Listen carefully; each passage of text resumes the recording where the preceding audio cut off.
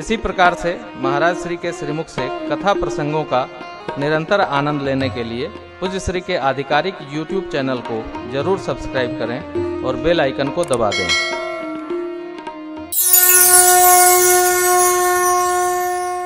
कल हम यहाँ से घर गए तो मेरी पूजनीय माँ जी जग रही थी।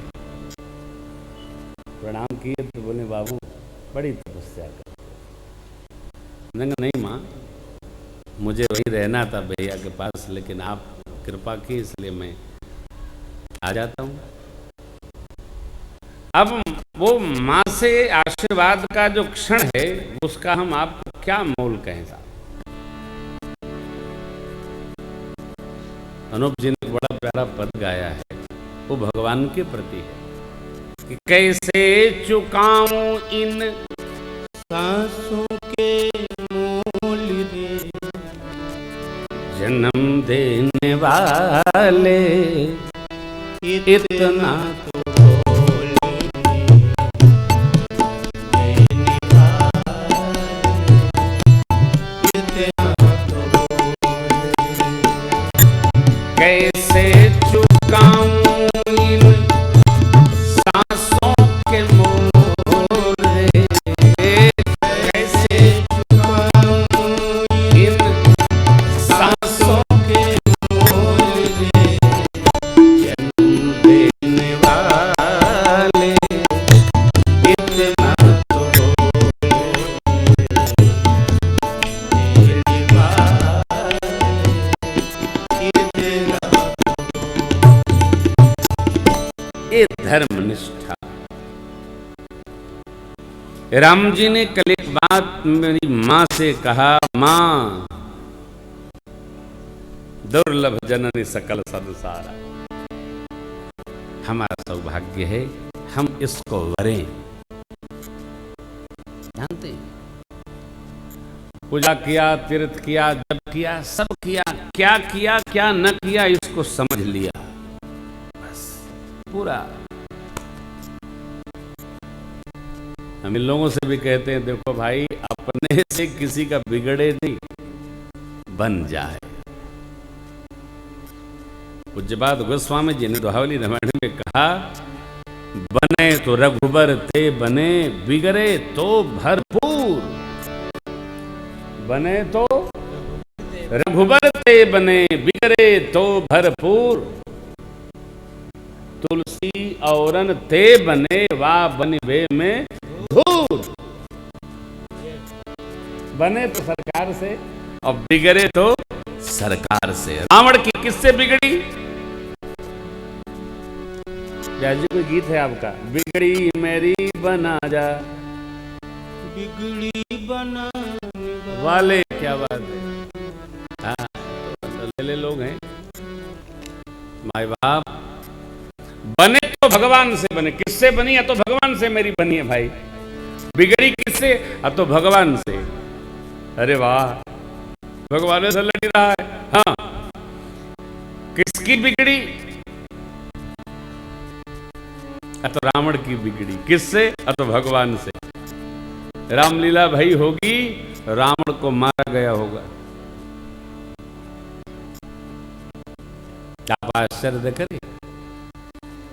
मैं हर कथा में ये बात लाता हूं समय पाकर, प्रतिवर्ष रामलीला दिखाने वाले, कराने वाले, बनाने वाले, जताने वाले, अरे दृश्य आने वाले, ये राम जी को तो छोटा करते जाते हैं, रावण का पुतला बड़ा करते जाते हैं।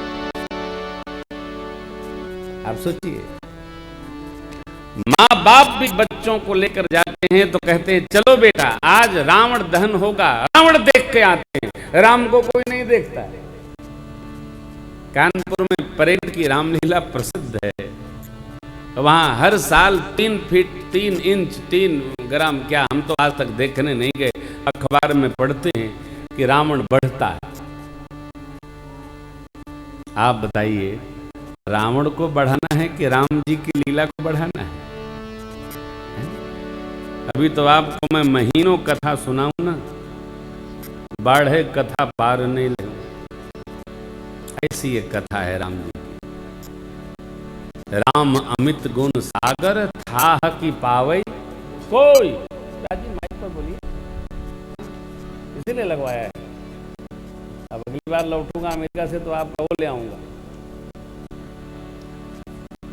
पिन वाला माइक। हाँ, न बोलबा तो वो वैसे खींच लिया आवाज।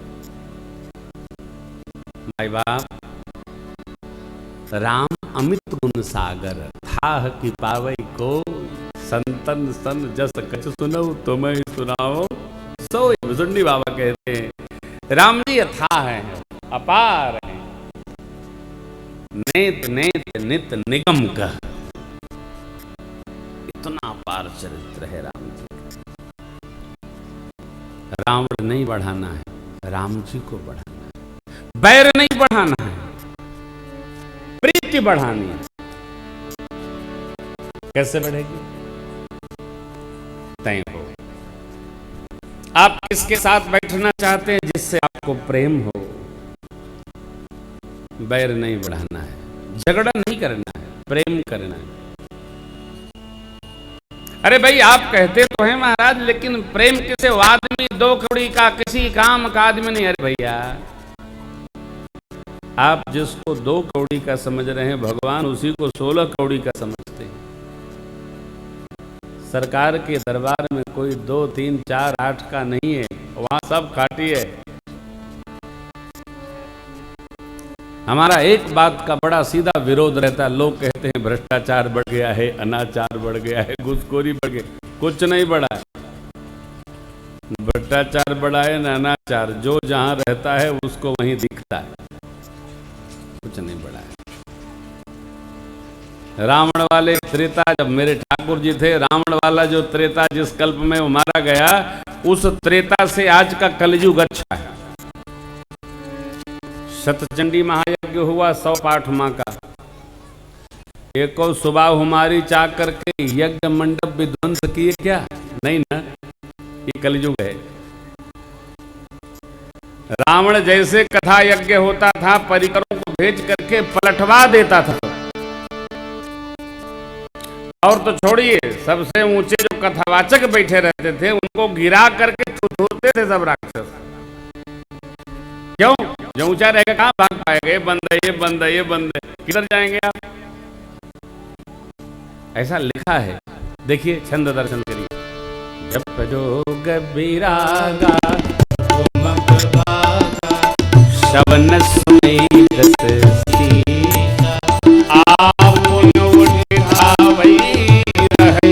पावई धरि सब घालई चारा भाषण सारा धर्म सुनिय नहीं का बहु विधि त्रासई दे जलिका जो कहो वेद पुराण देहि बहु विधि त्रासई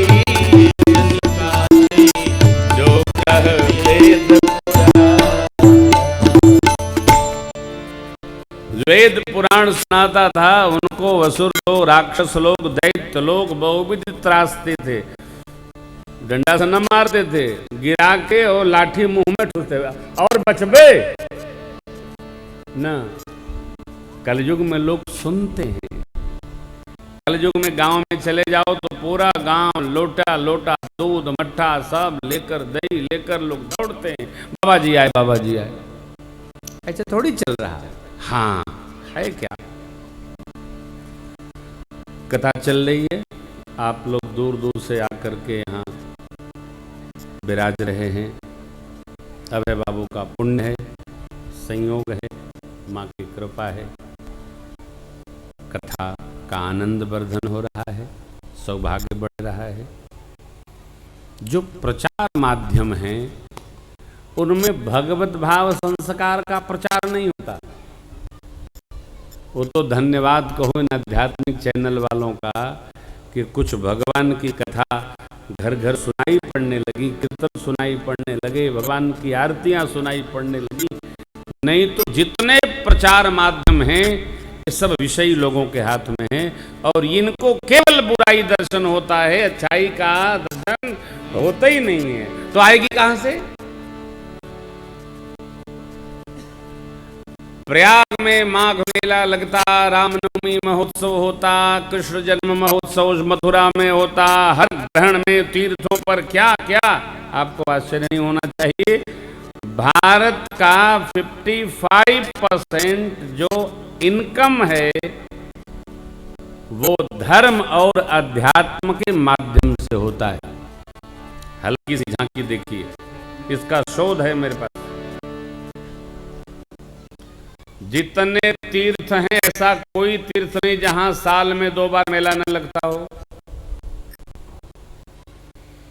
अकेले नवरात्रि में जितने मां के 52 द्वारे हैं, कितने मेले लगते हैं? कम से कम 40 करोड़ आबादी तीर्थों पर दर्शन करने जाती है। सरकार के रेवेन्यू में 1000 पर हेड जोड़ लीजिए तो जोड़िए कितना हुआ? 40 करोड़ में 1000 का गुणा करिए, 3 शून्य आगे बढ़ाइए, कितना हुआ? कितना भैया हो? गणित में हमको 17 नंबर मिलता था। 40 करोड़ में 3 शून्य बढ़ाइए, कितना हुआ है? कुछ अरब हुआ ना? अरब खरब हुआ। ये छोटी सी झांकी है।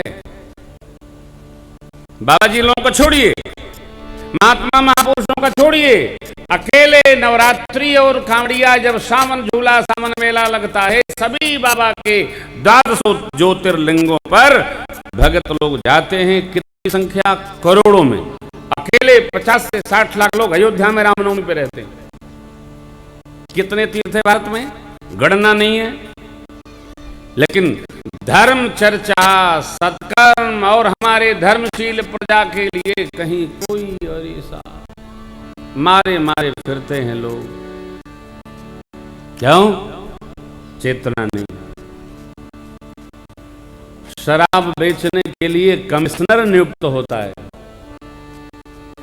शराब बिकवाना एक आयुक्त, एक आईएएस ऑफिसर जो सबसे सीनियर मोस्ट होता है, वो आबकारी आयुक्त होता है, वही बिकवाता है और वही बंद भी कराता है। प्रचार करो, कोई पिए ना।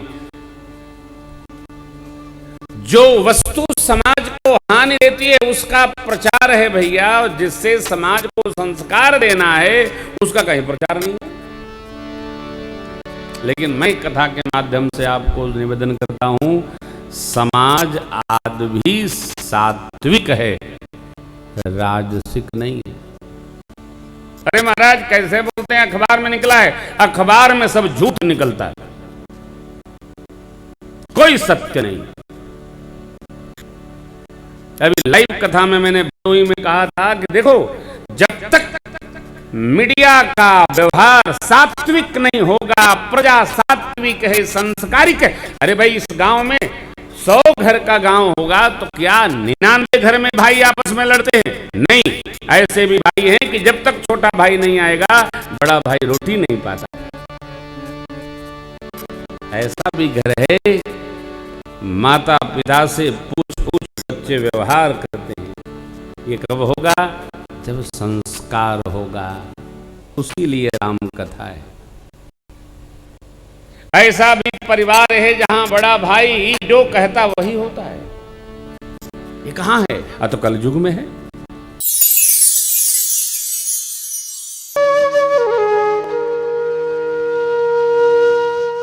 इसी तरह सुनते रहिए। चैनल को सब्सक्राइब करिए, बेल आइकन को दबा दीजिए और पुण्य अर्जन के लिए अपनों में शेयर करिए।